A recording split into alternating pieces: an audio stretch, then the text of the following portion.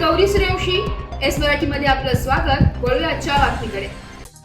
धनगर समाजाच्या एसटी आरक्षणाची सरकारने तात्काळ अंमलबजावणी करावी या मागणीसाठी नाशिक येथे समाज बांधवांनी राज्यव्यापी रास्ता रोको आंदोलन केलंय व विभागीय आयुक्तांना निवेदन देण्यात आलंय।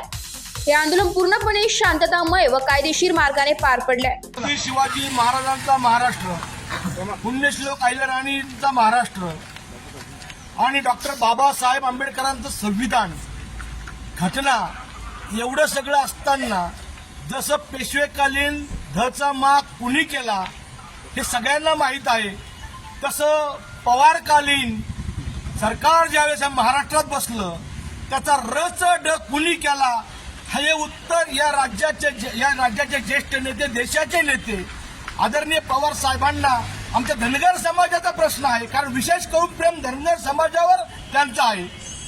अहो 70 वर्षापासून या समाजाची ससे हेलपाट चाललेली आहे, ह्याच्या मुलाबाळाचं लेकराचं हाल चालले, पिढ्या वर्षानुवर्ष वाया चालली आहे, कोणीही लक्ष देत नाही। परंतु मी खऱ्या अर्थाने या सरकारला धन्यवाद देईन। या राज्याचे लोकप्रिय मुख्यमंत्री छत्रपती शिवाजी महाराजांचा वारसा, बाळासाहेबांचा ठाण्या वाघ आणि दिघे साहेबांचा शिष्य समाजाची सेवा कशी करायची, सर्व महिला असत, भगिनी असत, समाजाचे ज्येष्ठ लोक असतील, तरुण मंडळी असत, या सर्वांना सोबत घेऊन राज्य कारभार करत असताना साहेब या धनगर समाजाच्या अपेक्षित आणि उपेक्षित समाजाच्या लय मागण्या आहे आपल्याकडं।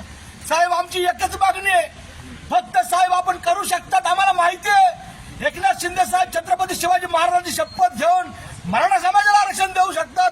त्याच धर्तीवर साहेब धनगर तमाम मराठा धनगर समाजाच्या वतीनं मी आपल्याला विनंती करतो, साहेब या धनगर समाजाचा प्रयत्न हा दुरुस्त करून या समाजाला महाराष्ट्र राज्याच्या सूचीमध्ये केंद्राची सूची आणि राज्याची रचना दुरुस्त करून एक आपण विधेयक तयार करावं आणि आम्हाला जीआर काढून सर्व विभागीय आयुक्त राज्यातील आणि सर्व तहसीलदारांना आपण कळवावं आणि या धनगर समाजाचा वर्ष असलेला अन्याय आपण दूर करावा आणि आम्हाला दाखले मिळावे ही कळकळीची नम्र विनंती आपल्याला करतो। साहेब निश्चितपणानं तुमच्या कार्यकाळामध्ये विरोधकांनी हा महाराष्ट्र पेटवायला ठेवलाय, परंतु साहेब कारण सगळ्यांना माहिती आहे लबाडाच्या घरचं आमंत्रण तर काही खरं नसतं, तर हे लबाड आहे विरोधक।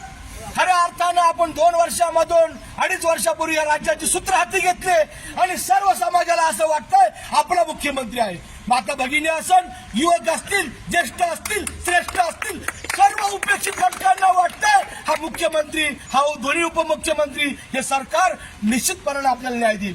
म्हणून साहेब आपल्याला कळकळीची विनंती करतो, आमचा रचना दुरुस्ती करून आमचा धनगर समाजाला आणि आदिवासी बांधवांना पण एक कळकळीची विनंती करतो या मीडियाच्या माध्यमातून। साहेब आदिवासी बांधवांचं आमचं कुठलाही वैर नाही, कुठलंही भांडण नाही आणि विरोधकांना सांगू इच्छितो आदिवासी आणि धनगरांमध्ये भांडणं लावू नका, कारण आदिवासी समाजाच्या जे हक्काचं त्यांचं वालं जे आहे त्याच्यातलं आम्हाला काही नको आहे। आदिवासी बांधवांना नम्रपणे तुमचाच बंधू आहे साहेब, आम्ही एकच आहोत।